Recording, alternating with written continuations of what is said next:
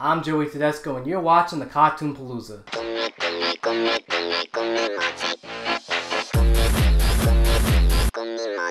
If you haven't noticed by now, I'm a pretty big comic book guy. I'm a ponytail away from owning the Android Dungeons and Baseball Card Shop. To put it in perspective, I got a Spider-Man shirt for every day of the week, and an extra one in case I get sweaty. As I do this review, I got Baby Groot staring at me, followed by the Joker right behind him in a mural I made, followed by the whole Marvel multiverse behind him. And he's there for some reason. The poster looked okay. But point being, when I hear about The Incredibles, I get pretty excited. It's one of my favorite superhero films of all time. So could you imagine my excitement actually getting to talk about it on this review series? This month we'll be seeing the long-awaited sequel to The Incredibles hit the theaters. A movie many fans have waited for long enough to tolerate Pixar making 2 Cars sequels and a spin-off franchise. All of this makes me wonder how the film got so popular to begin with. At this time the movie came out, superheroes were doing well at the box office, but it was seeming like they were dying out. Nothing like the success it was today. Marvel's killing it at the box office with critically acclaimed films, mixing into other genres like science fantasy, comedy, and even westerns. So with the popularity of superhero films now, do you think The Incredibles ushered in that movement? When our movie opens, we see our main protagonist do a typical patrol, starting with saving a cat from a tree, stopping a robbery, and foiling a supervillain scheme, coincidentally happening as he's saving a jumper from falling. Now, as fast as you can say give this guy a break, he's forced into retirement. We learned that most of his exploits have led to countless property damage and lawsuits that caused the government to step in and prohibit superheroes from active crime fighting. So now Mr. Incredible and his wife settle for the suburban family life, raising Pietro and Wanda Storm Maximoff. One is fast enough to play tricks like the kids from Chronicle, while the other uses her powers as a metaphor for teenage social anxiety. His wife's got it pretty hard. By looking extra fine in leotard, oh Maron, let's play some clips of her butt shots while putting some romantic music on the side.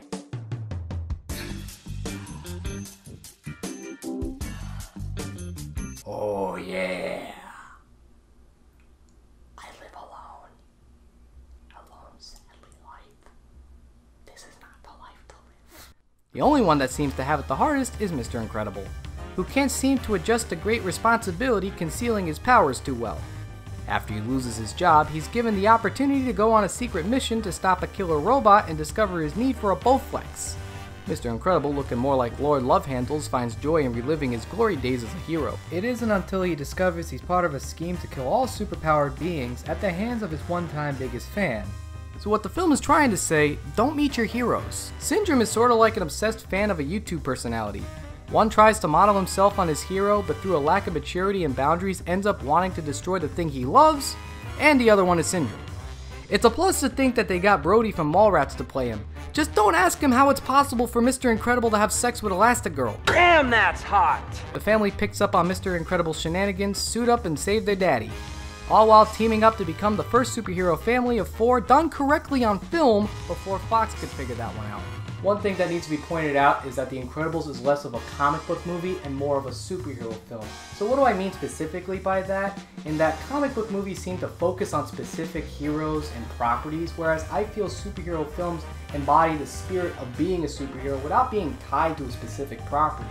So basically any sort of media inspired by superheroes, to me that justifies it being a superhero film. What's great about the transition from Bob's retirement to his rebirth as Mr. Incredible is how it reflects the change of superhero comics from the Golden Age and into the Silver Age.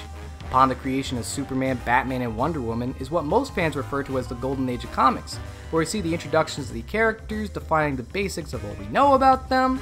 However, it was around the mid-40s and definitely the 50s when superhero stories weren't selling as well and the characters seemed less interested in morality stories in favor of stopping the Joker from making sandcastles and stealing mud pies from kids. Yeah, that was a joke. Here it is. It wasn't until the Silver Age came around when Marvel started to play with those conventions and challenge them in ways that viewers found it very engaging. Now imagine how hard it would be for a teenager who's still a minor deciding to use his newly acquired powers and ingenuity to become a superhero. Now, as a matter of fact, what if the mad doctors, hideous monsters, and greedy billionaires became the heroes rather than the villains? Granted, these stories weren't eliminating all the cliches of the past, but they were more aware of how to make comics appeal to the time that they were being made. Coincidentally, the 15 years that pass between the time Mr. Incredible is in retirement from crime fighting is surprisingly similar to the gap between the end of the Golden Age and the start of the Silver Age. To reflect this, take a look at Mr. Incredible's first costume. Believe it or not, it's surprisingly similar to the style of another comic book character, the Spirit. Instead of having a tie and suit, he's putting on a leotard with a similar color scheme. This supports the argument even further when we see Mr. Incredible put on a matching suit to the Spirit, minus a fedora to avoid a complaint that I imagine from Will Eisner's lawyers. Probably wouldn't have been a problem for Brad Bird anyway, since he was hired to make a Spirit movie in the 80s that was actually supposed to be better than this guy's. Well, that one, as a matter of fact.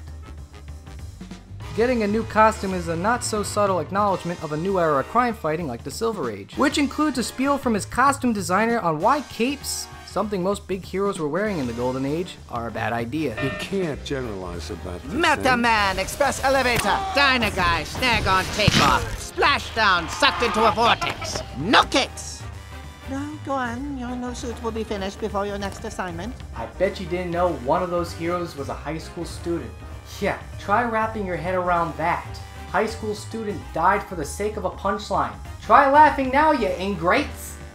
What most people find interesting about the film are its morals, which I like to think are a major step away from most family-friendly animated films. It's typical for your animated feature to have the hero work hard, overcome challenges, and win the day for a happily ever after. Now how about a movie that exploits working hard when settling for mediocrity will get you just as far? If that sounds like some crazy Ayn Rand's political statement, that it isn't.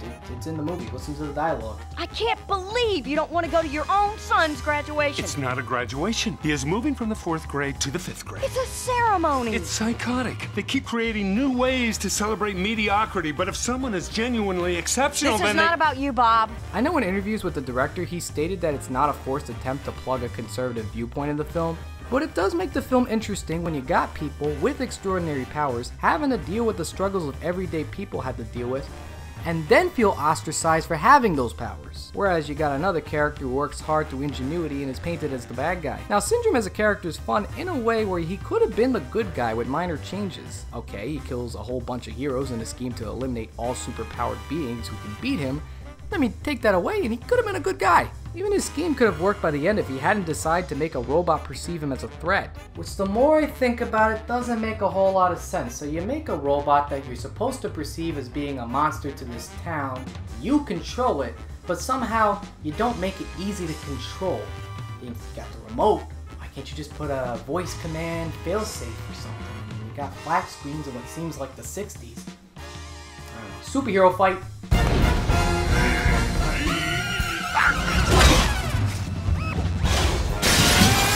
Animated superhero movies weren't new when The Incredibles came out. We had Batman the Mask of the Phantasm, which A, nobody knew was in theaters, and B, despite being a good film, gives you what you like about Batman the Animated Series, but with a slightly bigger budget. However, for the most part, animated superhero movies and shows focused on being parodies rather than straight-up adaptations of the source material. Did you okay the rabbit? I had nothing to do with the rabbit. I don't know where they got the rabbit. Well, somebody okayed the rabbit.